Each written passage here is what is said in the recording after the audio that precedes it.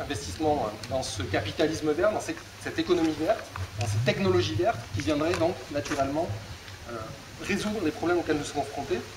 C'est ce qui est vendu, par exemple, dans l'agenda de négociation internationale, qui est aujourd'hui ouvert et qui va nous amener au sommet de Rio + 20, qui aura lieu l'année prochaine, et qui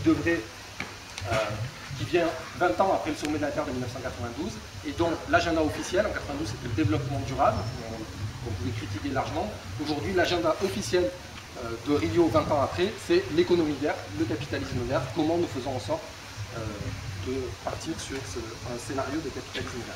Donc cette transition-là, elle ne fonctionne pas, parce que la première chose à dire, c'est ce qu'on observe, c'est que le renchérissement du pétrole et du gaz, on l'a eu, et ce qu'il a suscité, c'est non pas un passage d'énergie fossile à énergie renouvelable, c'est que nous avons les deux qui se développent en parallèle, les énergies fossiles ne tendent pas à se réduire à court terme, et nous avons un développement de certaines énergies renouvelables, notamment de grands projets, qui, de mon point de vue, ne satisfont pas aux exigences que nous avons, sur lesquelles je vais revenir également. Et surtout, c'est que ce renchérissement du prix du pétrole et du prix du gaz suscite de nouvelles convoitises vers des ressources qui jusqu'ici n'étaient pas exploitées. Nous avons exploité le pétrole et le gaz peu cher. On commence à exploiter du pétrole, notamment du pétrole, dont l'extraction est beaucoup plus coûteuse et qui devient rentable avec ce prix de l'énergie-là. C'est notamment l'extraction, pourrait être l'extraction des gaz de schiste en Europe, c'est l'extraction des gaz de schiste aux États-Unis, mais c'est aussi l'extraction des sables bitumineux, de pétrole issu des sables bitumineux en Alberta, qui est la pire situation environnementale à l'échelle planétaire. C'est absolument incroyable. On coupe des forêts sur des centaines de milliers d'hectares pour pour extraire des sables bitumineux qui nécessitent une quantité d'énergie incroyable pour au final disposer d'un peu de pétrole. C'est le pétrole le plus polluant de la planète. Et aujourd'hui, ce pétrole-là se développe de manière considérable, au point que le Canada a pour objectif de devenir un nouveau leader mondial de l'énergie, concurrençant l'Arabie Saoudite, c'est leur objectif. Toujours plus loin, toujours plus profond, c'est le pétrole en eau profonde qui se développe au large du Brésil. Il y a des projets de pétrole, d'extraction de pétrole en eau profonde en Méditerranée. C'est donc les gaz de schiste et l'huile de schiste. C'est tous ces projets-là qui essayent de faire reculer ce pic du pétrole, et on croit, moi je pense qu'on reviendra sur l'actualité de ce pic du pétrole, qui n'est pas à remettre en cause. Nous avons un pic du pétrole. Mais à court terme, sur des échelles de 5, 10 ans, 15 ans, il n'est pas du tout assuré que nous entrions naturellement vers une réduction drastique et réellement importante de la production de pétrole à l'échelle mondiale. Donc ce renchérissement des prix aujourd'hui, il suscite une nouvelle ruée planétaire qui est à combattre. La deuxième raison pour laquelle cette transition par les prix ne fonctionne pas, c'est que la substitution technologique qui nous est vendue, selon laquelle on pourrait effectivement passer de schéma de production au pétrole à des énergies renouvelables, ne fonctionne pas. Et cette hypothèse est extrêmement dangereuse, car c'est avoir une foi, de mon point de vue, assez inconsidérée à la capacité des technologies de résoudre les problèmes auxquels nous sommes confrontés, alors que nous devrions démocratiquement décider de ce que nous avons à faire et ne pas laisser ces choix-là ni aux développeurs de technologies, ni aux scientifiques, mais intervenir réellement sur les choix démocratiques énergétiques des prochaines années. Cette substitution technologique ne fonctionne pas pour deux raisons. Quand on prend l'exemple pratique qui nous est proposé de la voiture électrique, si on veut aujourd'hui faire transiter tout le parc automobile qui fonctionne au pétrole ou au gaz à un parc automobile qui fonctionnerait avec des voitures électriques, il n'y a pas suffisamment de lithium à l'échelle de la planète pour produire les énergies, pour produire les batteries qui seraient nécessaires à la production de ces voitures électriques. Et ça, c'est une critique, on va dire, interne. Et la critique externe qui vient de nous, c'est que l'extraction de ces ressources naturelles, que ce serait le lithium et ces nouveaux matériaux, a des conséquences environnementales désastreuses. Si on extrait demain l'intégralité du lithium du salar de Uyuni en Bolivie, c'est des batailles pour l'eau extrêmement violentes, des conséquences environnementales très importantes. Le troisième élément, c'est qu'on est confronté à un effet rebond de ces nouvelles technologies. Ces nouvelles technologies sont censées donc réduire notre consommation énergétique. Et ce qu'on appelle l'effet rebond, c'est simplement que lorsqu'une technologie devient moins énergivore, en fait, finalement, elle est beaucoup plus utilisée et beaucoup plus consommée. Quand on prend la consommation de pétrole en France pour les voitures automobiles, on est passé d'une consommation moyenne par voiture de 8,5 litres, je crois, à 5,5 litres sur 25 ou 30 ans, sauf que le parc automobile, dans la même période, s'est considérablement accru, et aujourd'hui on consomme plus de pétrole pour les seuls automobiles que dans les années 70.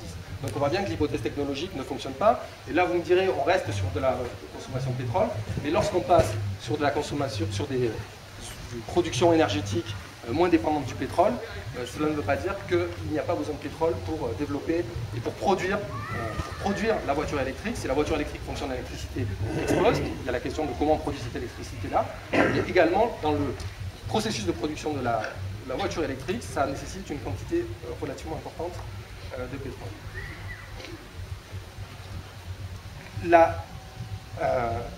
La dernière chose, pour étendre cette idée-là, selon laquelle on se concentre exclusivement sur la réduction éventuellement d'énergie fossile, mais on ne tient pas compte des conséquences environnementales d'autres productions ou de palliatifs technologiques. C'est ce que nous avons appelé dans les négociations climatiques le carbocentrisme, c'est qu'on se limite à la question du carbone, que ce soit sous sa forme de production ou sa forme d'émission qui est le CO2, et qu'on nous propose des alternatives qui seraient le nucléaire, qui seraient les agrocarburants, ou qui seraient la captation et le stockage du carbone, et qui ne sont pas du tout des solutions technologiques permettant de faire face au défi de cette transition-là. Aujourd'hui, à titre d'exemple, sur les agrocarburants, 40% du maïs aux États-Unis, 2/3 des huiles produites en Union européenne servent à la production d'agrocarburants. Et c'est absolument désastreux au niveau international sur la compétition pour l'accès à la nourriture, avec les conséquences que l'on sait, notamment dans la corne de la terre. Et pas dernier argument, là on passe à un autre élément, excusez-moi, c'est que ces énergies fossiles, on nous dit finalement, laisser faire le libre jeu du marché, et effectivement, les entreprises vont changer leur fusil d'épaule et passer des énergies fossiles à autre chose. Mais il faut ne pas intervenir sur les choix énergétiques. Les entreprises le feront bien mieux que nous, bien mieux que la délibération démocratique. Sauf que nous sommes responsables collectivement du fait que nos pays, aujourd'hui, subventionnent de manière extrêmement forte les énergies fossiles. Et donc ces choix-là, ils sont réellement soutenus par des délibérations qui sont un peu démocratiques parce que personne n'en entend jamais parler. Et par exemple, quand on prend les États-Unis, les multinationales du pétrole reçoivent 4 milliards de dollars de subventions par an pour développer leurs projets d'extraction pétrolière et gazière et d'énergie fossile. Donc, cette transition par les prix ne fonctionne pas. Comment faisons-nous collectivement pour construire une transition démocratique permettant de cheminer vers des situations beaucoup moins dépendantes des énergies fossiles et non renouvelables. Je ne vais pas rentrer, parce que je pense que d'autres personnes le feront ici, dans ce qui est un schéma de décroissance de consommation énergétique, de décroissance de nos consommations, que ce soit le schéma négawatt qui sera présenté bientôt, ou des schémas locaux. Beaucoup en ont entendu parler, et je pense que, notamment je crois que Thierry Salomon doit être là dans notre... Elle n'est pas là, je ne sais pas comment, mais ça, il existe des schémas aujourd'hui de décroissance de notre consommation énergétique, permettant à la fois de sortir du nucléaire, permettant de réduire drastiquement nos consommations énergétiques fossiles, de faire face aux défis climatiques auxquels nous sommes confrontés. Moi, je ne vais pas rentrer dans ces détails-là. Le point sur lequel je veux intervenir, c'est comment on fait que ces schémas-là, qui sont discutables, il y en a certains qui sont plus ou moins intéressants, la question du nucléaire et de la sortie du nucléaire à 5, 10, 15, 20 ans, 25 ans se pose, c'est comment on fait pour les imposer réellement et ne pas faire en sorte simplement d'avoir des vœux pieux, et comment on articule nos différentes alternatives, nos différentes mobilisations. Et ce qui est sûr, c'est qu'on ne les imposera pas simplement en allant sur la table d'un gouvernement, sur la table des gens qui prennent des décisions, en leur disant voilà, nous avons un scénario, soyez gentils, appliquez-le. Parce que les gouvernements qui sont aujourd'hui à la tête de nos États, on l'a vu à Copenhague, on l'a vu et on le voit avec le Grenelle de l'environnement, on le voit en France, ne sont pas au service des intérêts des populations, mais sont au service des intérêts des multinationales, et notamment des multinationales du pétrole et du gaz. Donc nous devons nous attaquer à ce rapport de force-là, et ce rapport de force global doit être profondément transformé pour imposer nos solutions et faire que ces solutions soient celles qui soient mises en place. Et pour réellement les imposer, nous devons articuler 4 espaces d'intervention et ne pas les opposer de mon point de vue. Et c'est un débat que nous devons mener, de mon point de vue, de manière approfondie sur ces 3 jours-là, parce que c'est des choses qui font débat entre nous, qui font débat entre les personnes et les réseaux qui ont été à l'initiative de cette rencontre à l'ESA. Ces 4 espaces d'intervention, c'est ce qu'on pourrait appeler la transition personnelle ou les éco-gestes citoyens. C'est les alternatives concrètes citoyennes et collectives, celles que nous portons dans la relocalisation, je vais y revenir.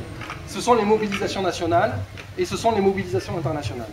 Après Copenhague, et après ce qui a été appelé l'échec de Copenhague, il y a un certain nombre de gens, parties prenantes des réseaux qui ont initié cette initiative, qui ont dit, vous voyez bien, Copenhague ne peut aboutir à rien, et ce qu'il faut, c'est construire cette transition énergétique, cette transition dont nous avons besoin par le bas, par nos alternatives concrètes existantes, dont certains nombres sont présentés par l'équipe ici. Je n'ai pas eu le temps encore de faire le tour. Et on nous a taxé, nous, représentants d'organisations qui nous étions mobilisés à Copenhague, de vous concerner qu'à l'international, c'est pas comme ça qu'on va changer les choses. Ce que je voudrais dire ici, c'est que nous ne pourrons réellement transformer ce rapport de force qu'en articulant ces différents espaces. Et chacune de ces initiatives-là, je vais répéter, et chacune de ces espaces-là, chacune de ces initiatives ne prend corps et ne prend intérêt qu'à condition d'être articulée au reste. Le premier élément, c'est effectivement que nous avons besoin de transition personnelle, nous avons besoin d'éco-gestes citoyens, nous avons besoin de profondément transformer nos modes de consommation individuels, nos actions individuelles, notre façon de vivre, et nous devons, voilà, tous, autant que nous le pouvons, autant que nous sommes en mesure de le faire, essayer de transiter vers des modes de vie un peu moins consommateurs d'énergie fossile. Mais il est bien évident que si on prend que cet axe-là, ça ne suffit pas. Un simple exemple, si aujourd'hui, il y a des calculs qui ont été faits, c'est sur l'exemple climatique, aujourd'hui en France, chaque individu consomme 9 tonnes, produit 9 tonnes de gaz à effet de serre, de CO2 par an. Si on fait tout bien, c'est-à-dire qu'on n'a pas de bagnole, qu'on réduit notre consommation de viande, qu'on essaye d'avoir une habitation relativement bien consolidée, tout ça, on peut descendre à 3,5, 4 tonnes de gaz à effet de serre par individu et par an. Pour être à la hauteur des enjeux du changement climatique, il faudrait qu'on soit à 1,6 ou 1,7 aujourd'hui, alors que nous sommes entre 7 milliards de personnes. Et si nous sommes 9 ou 10 milliards à 2050, il faut que nous ne dépassions pas 1,1 ou 1,2 tonnes de consommation de gaz à effet de serre, de production de gaz à effet de serre par an. Donc on voit bien là qu'il faut articuler ça avec une transformation profonde de nos modèles de production et de consommation. Il ne suffit pas d'acheter tout bien, encore faut-il que les produits que nous achetons, que nous utilisons, soient faiblement émetteurs de gaz à effet de serre, utilisateurs d'énergie fossile. Et c'est là que collectivement, nous avons à construire des alternatives concrètes. Je n'ai rien à apprendre à personne. Donc c'est toutes les alternatives de relocalisation, toutes les alternatives de transition, toutes les alternatives permettant donc de reconstituer collectivement des circuits de distribution et de production beaucoup plus courts et ne dépendant pas d'approvisionnement venant de l'autre bout de la planète. Mais ça ne pourra se faire bien entendu que dans le cadre de mobilisation nationale permettant d'obtenir des politiques publiques qui permettent d'encourager ces initiatives-là, de les développer sans les instrumentaliser. Et les mobilisations que nous menons aujourd'hui contre les gaz de schiste, mais des mobilisations qu'il peut y avoir aux États-Unis, il y a une très forte mobilisation aujourd'hui aux États-Unis, il y a plus de 200 personnes qui ont été arrêtées le week-end dernier qui s'opposent contre un projet de pipeline pour amener le pétrole issu des sables bitumineux d'Alberta aux raffineries du Golfe du Mexique et éventuellement être exporté vers l'Europe. Donc il y a des mobilisations partout, c'est ces mobilisations-là que nous devons articuler et articuler avec nos alternatives concrètes. Et au niveau international, nous devons être en mesure de porter et de donner à voir à l'échelle internationale ce que serait cette transition qui passe par ces politiques publiques nouvelles et par ces alternatives concrètes que nous devons généraliser. Un simple élément, l'Union européenne est en train de discuter d'une directive sur la qualité des carburants. Personne n'en entend parler, c'est pourtant essentiel si on veut vraiment transiter vers un modèle énergétique moins consommateur d'énergie fossile, parce que le projet de l'Union européenne était à la base de compartimenter les différents carburants en fonction de leurs émissions en gaz à effet de serre. Les multinationales, le Canada, font pression pour que par exemple le pétrole issu des sables bitumineux ne soit pas considéré comme un pétrole sale. Et si demain nous ne voulons pas de gaz de schiste ici, nous ne voulons pas de sable bitumineux en Alberta, et la meilleure façon c'est de ne pas en consommer ici, donc nous devons réduire et empêcher l'Union européenne de faciliter l'importation de ce sable bitumineux. Et à l'échelle internationale, l'énergie, si on tient compte au fait qu'elle se raréfie, est un bien commun de l'humanité. Et en tant que bien commun de l'humanité, elle doit être gérée collectivement par les populations comme quelque chose qui ne doit pas dépendre d'autres intérêts que la satisfaction des besoins élémentaires des populations. Je voudrais terminer en disant que toutes ces politiques publiques, toutes ces alternatives concrètes ne peuvent prendre réellement sens qu'à partir du moment où on a réellement conscience qu'il faut sortir de notre imaginaire qui est profondément extractiviste, profondément productiviste, mais qui considère que toute nouvelle ressource naturelle que nous découvrions, comme les gaz de schiste, devrait être exploitée parce que nous sommes maîtres de la nature et que nous pouvons en faire ce que nous voulons. Cet imaginaire-là doit être déconstruit. C'est compliqué, il doit être déconstruit au plus profond de nous parce qu'il puise racine à la fois dans la philosophie des Lumières, mais également dans les mouvements d'émancipation qui sont nés du mouvement ouvrier des siècles précédents, et construire un imaginaire de la sobriété. Et à ce titre-là, ce qui nous vient notamment d'Amérique du Sud, à travers les références au bien de vivre, au bien commun de l'humanité, ce qui nous vient en référence comme les droits de la nature, reconnaître les droits de la nature. Si demain nous discutons d'une 6e République, il faudra discuter éventuellement de reconnaître les droits de la nature dans cette constitution-là, droits de la nature qui permettent aujourd'hui à des activistes équatoriens de porter plainte contre les agissements de BP devant la Cour constitutionnelle d'Équateur pour les agissements dans le golfe du Mexique et la marée nord dans le golfe du Mexique, ce qui ne serait pas possible par exemple en Europe. Donc nous devrons discuter de ça. Et c'est toutes ces références-là qui nous permettent de déconstruire notre imaginaire. Et la référence la plus intéressante de mon point de vue, c'est que si on considère réellement que nous devons faire face aux dégâts, aux échéances climatiques, aujourd'hui nous ne sommes pas en pénurie de pétrole, nous ne sommes pas en pénurie d'énergie fossile, nous sommes en situation de pénurie, nous sommes en situation de trop-plein d'énergie fossile. Nous ne pouvons pas consommer toutes les énergies fossiles qui sont aujourd'hui connues à l'échelle de la planète. Et ce qui veut dire que nous devons laisser du pétrole, du gaz, du charbon sous la terre.